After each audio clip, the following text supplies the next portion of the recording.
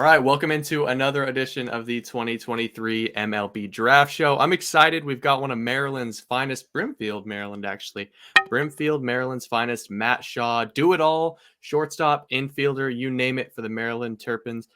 Matt, welcome to the show, man. Thank you. No, thanks for having me.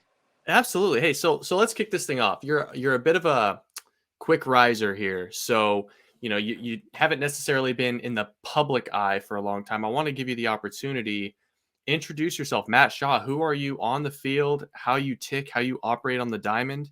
And then a little bit about you off the field. Kind of, what are your passions? What are your hobbies? How do you like to spend your free time? Yeah, so I mean, on the field, I love playing baseball. I have a lot of fun playing baseball. So, if you watch me play, hopefully you see that I have a lot of fun, a lot of passion for the game.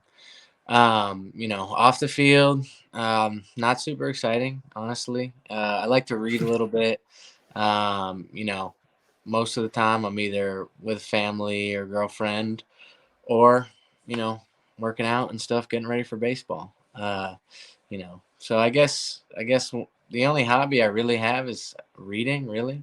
Um, Maybe play Fortnite now and again. But not a super exciting off the field life, but it is what it is. Laid back, chill, kind of doing your own thing. I dig it. I think you and I we're cut from the same cloth. I dig that. Cool. All right, so let's talk a little bit about your summer, right? So you had a good year last year. You definitely put your name on the map, but then this summer, I mean, you tore the cover off the ball all year, all summer. What went into that? How was that experience for you, and kind of what do you attribute to your, I don't want to say sudden success, but just the explosive success that you saw this summer? Yeah, the summer was a blast. We got to meet some really cool people on my team. I've made a lot of friends that I'm still really close with now. So it was a great experience, and it was a ton of fun. Like our whole team had fun, and we wanted to be there and we wanted to win. So that was kind of unique with summer ball, is having a whole team that wanted to be there the entire summer. For me personally, little things that go into approach, like I sit pitches, so there's a lot of little things that go into that. Whether it be sitting different pitches in different counts or understanding how the pitcher's attacking me and stuff like that, and that's something that kind of progressively grows. So I learned a lot from the season. I was able to bring that down to the summer, and the summer was a blast and able to have a lot of fun, but also learn a lot from that experience. So, overall, it was really just a great time there. I like it. I want to talk about your approach because I think it's unique. There's two frames of thought, right? You can sit pitches, you can kind of be willing to sit breaking ball if you think you're going to get it, or there's the sit fastball, read and react. So I want to know kind of the evolution of Matt Shaw. When did you discover that you were, I'm gonna use my brain and think about what pitch might come next, and that's the approach that I'm going to take. Yeah, my junior in high school, one of the local guys, Mike Lyons, he played Double A with the Yankees. He said, "Hey man, like sit pitches." He basically said he offered me the suggestion, and when he said it to me, I was like, "That's amazing. I don't know why I've never thought of that." And once I learned about it, I became kind of immediately obsessed with it, and started doing it, and it proved to be really successful. There's a lot of evolution involved in it. The first couple years of college, I sat off speed a lot, because I got a lot of off speed, but kind of learning that there's not that many guys at this level who are going to throw their off speed first strike, all the time. So kind of figuring out who's going to throw a first strike, sitting on the pitch that I'm going to get, but also sitting on the pitch that they're going to throw and that I want to hit too. So there's definitely been some evolution there, and personally, I think it's really difficult to hit if you're not really looking for a pitch or maybe a zone or maybe a speed, however you may interpret that. But for me, it's been extremely helpful, and I'm excited because going into this year, I have a lot of experience now that I didn't really have before. So, I think it's going to be a really fun year. So, between you and me, just being transparent, has there been a moment or a time when you saw Velo that was just different than what you're used to, that forced you to kind of think, all right, maybe I need, if if I'm gonna have a chance against this, it's got to be velo on every pitch. I got to sit 96, 97. Has that moment crept into your playing career yet, or I mean, does your approach work in that scenario too? Yeah, absolutely. I mean, I've never, I like velo. The Cape was great because everyone threw hard, and when everyone throws hard, you get used to it. I think a lot of the time I struggle when guys that threw 84, 85, more than 95, because you see 92, 95 more.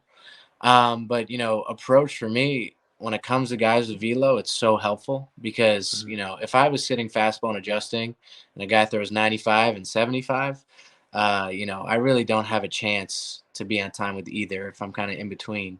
If I'm able to look for one, and I'm sitting fastball, I'll spit on the off speed. That's fine, but at least I'll be on time with that fastball no matter what. So if you watch me play, hopefully you kind of get the idea that I'm usually not late on fastballs or anything like that, because if I'm swinging at it, the chances are I'm probably sitting on it and guessing that it's coming. So, but yeah, usually it works. It works pretty well for the most part. Yeah, so it doesn't sound like you play a lot of video games, but you sound like a headache on MLB The Show. You sound like you're really tough to get out. That's funny. uh, Matt, so how about this, man? So looking back at your high school film, kind of just dissecting who you were, it really seems like over the last couple of years, your first step is quicker, the bounce on the dirt is quicker, your arm strength has improved. Now, of course, the bat speed is ticked up. Is there anything specifically you attribute to those gains, or is it just kind of that natural maturation? Yeah, I mean, you go to college, you have a great strength coach. You're lifting with a group of guys. You're lifting often. You're lifting when you play too. I think that was kind of the biggest gains I could make is the 5 months of the year where I played, where it was kind of hard to find the balance between lifting and playing. Mhm. So playing and being able to lift 3 days a week while we play too. I think strength wise, it helped a lot. Figuring out kind of a good balance between being strong, being fast, also being flexible and being mobile. So there's a lot that goes into strength that I learned from going to college, mobility, stuff like that. And being able to now take what I learn and find kind of the best recipe for me. So I've been lucky enough to have great strength coaches, great coaches in general in Maryland that have helped me a lot along the way. And I'm kind of excited for this year, definitely. Well, I mean, it sounds like Maryland has paid huge dividends, and I want to ask, how did you end up at Maryland? What was it about the Maryland, campus and university and coaches and things like that made you commit? Yeah, in the beginning, I really only had offers from Northeastern and Maryland, and those were two good schools. But for me, you know, I like the idea of being a little more south. I like the idea, the young coaches at Maryland. And at the time they still are in a better conference, and obviously they're both good baseball schools, but to me it seemed as though Maryland was better, and it's proved to be true thus far. But it was a pretty easy decision. Um, you know, Once I kind of realized all those factors, and I'm really glad that I chose Maryland. Yeah. So let's talk a little bit more about this summer, and then we'll kind of move on. I want to know, since you were exposed to so many good arms, is there a single arm, a single pitch that you remember as being just diabolical? Yeah, absolutely. Jay Driver from Harvard, I've heard that. actually a buddy of mine. But his slider, very horizontal and very good. Like comes from a low arm slot, moves across the whole plate, kind of starts from a good amount behind you, and it's an elite pitch, and that gave me a lot of problems. So, uh, you know, Yeah. yeah. So On that was the part. on the pitching side, Jay Driver is one of those guys that, along with yourself, I mean, he just made a name for himself this summer. So excited to see what he can do at Harvard.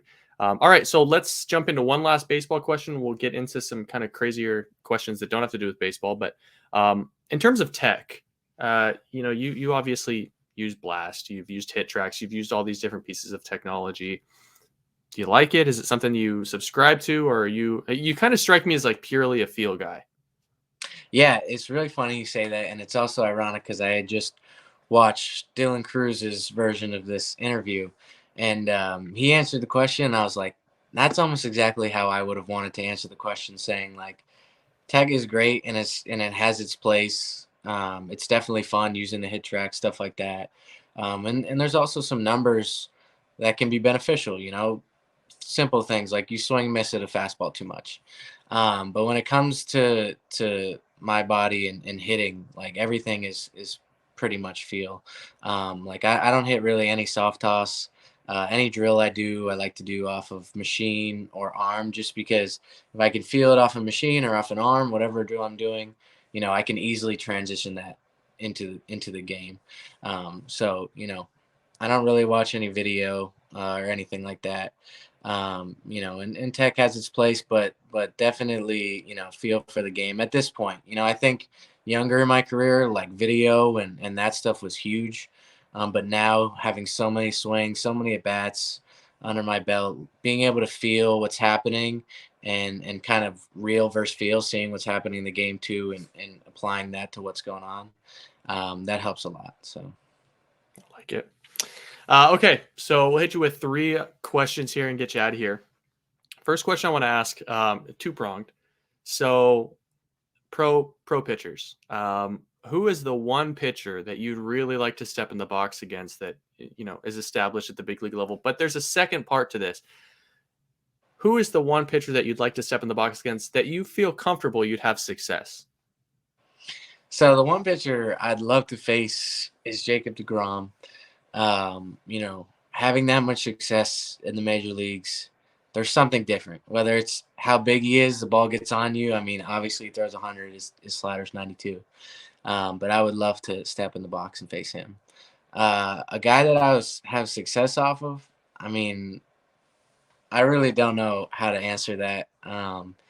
Considering I've never faced a major league pitcher, it'd be Mm-hmm. hard to say that I'd have success off any of them. But I'd love the opportunity to compete, and just like I would assume they'd love to have the opportunity to compete as well. Yeah. So I don't know how to answer the second, but the first one definitely DeGrom, because he's elite. Yeah, fearless. I mean, he'll take on anyone, right? Yeah. How about this? So on the Cape, what's the best thing that you ate during your stay on the Mm, Cape? that's a good question. I got the same lunch almost every day. We went to this local place called Graziella's. Funny Mm-hmm. story, actually. We got because we won the Cape, so we got little rings. And usually people put their name, stuff like that. And I said, you know what? I'm gonna put the name of this lunch place because I ate there so often. So it's kind of funny. But I got this it was this sandwich and it had these potato chips and it was like chicken, avocado, lettuce, somewhere along those lines. Maybe mozzarella cheese or something. But it was really good, really good. And I'd eat Nice. it. That is a very Cape sandwich. Yeah, very much so. That is super Cape. All right, man. We'll leave you with this. It's our last question. We always ask it. What's the one random fact that you know about anything that not a lot of people know? That's so funny because my brother and I were just talking about the pyramids, and it's super Mm, interesting. And then we're talking about the Ice Age too. I'm not really sure why, but I guess the fact about the pyramids that is interesting, I think that he said was if you scale the height of the pyramid to this one particular number, I think it's like almost exactly the radius of the world. Um, Something weird like that. The numbers that were involved with the pyramids, I don't know, the 72 and all these numbers and mm-hmm. how exact the pyramids were. I don't think that today we could make something as exact as the pyramids were, which I think is really a mind boggler because I think at one point there was technology different, maybe not in the way that we look at technology, but technology that was good enough to make those pyramids the way they were, which is kind of mind blowing. But that would Yeah. be my one fact that we were just That's a talking good about. one. And Yeah. that is interesting too. Yeah, a lot of people think that the pyramids are the single greatest technological feat in like the history of mankind given the resources available. So that's a good pull. We've never had a pyramid fact. I've done 187 of these. Never had a pyramid fact.